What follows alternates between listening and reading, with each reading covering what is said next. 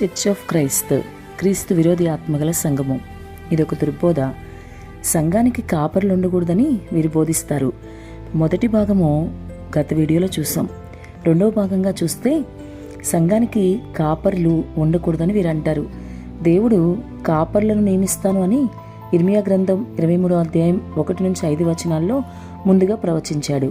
యెహోవా వాక్కు ఇదే, నా మందలో చేరిన గొర్రెలను నశింపజేయచ్చు, చెదరగొట్టు కాపర్లకు శ్రమ.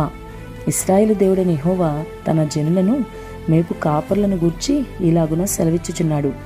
మీరు నా గొర్రెలను గూర్చి విచారణ చేయక నేను మేపుచున్న గొర్రెలను చెదరగొట్టి పారదొలితిరి. ఇదిగో మీ దుష్క్రియలను బట్టి మిమ్మను శిక్షింపచేయుచున్నాను.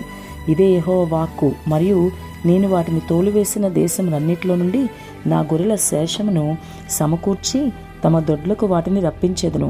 అవి అభివృద్ధి పొంది విస్తరింతును. నేను వాటి మీద కాపురులను నియమించెదను. ఇక మీదట అవి భయపడకుండాను బెదిరిపోకుండాను వాటిలో ఒకటైనను తప్పిపోకుండాను వీరు నా గొర్రెలను మేపెదరు. ఇదే యెహోవా వాక్కు. దేవుని చిత్తాన్ని, ఉద్దేశాన్ని ఏమాత్రం అర్థం చేసుకోలేని అజ్ఞానులు ఈ చర్చ్ ఆఫ్ క్రైస్త్ వారు. విశ్వాసి ద్రాక్ష తోటైతే సేవకుడు రైతు, విశ్వాసి చేప అయితే సేవకుడు చాలరి. మనం గొర్రెలమైతే సేవకులు కాపర్లు. బైబిల్లో ఎక్కడ సంఘానికి కాపర్లు ఉండకూడదని రాయబడలేదు. కానీ వీరు మాత్రం కాపర్లు సంఘానికి ఉండకూడదని బోధిస్తుంటారు. ఖచ్చితంగా ఇది దుర్బోధ. సంగమా, జాగ్రత్త. ఈ దుర్బోధలో పడి నువ్వు మోసం చేసుకోకు.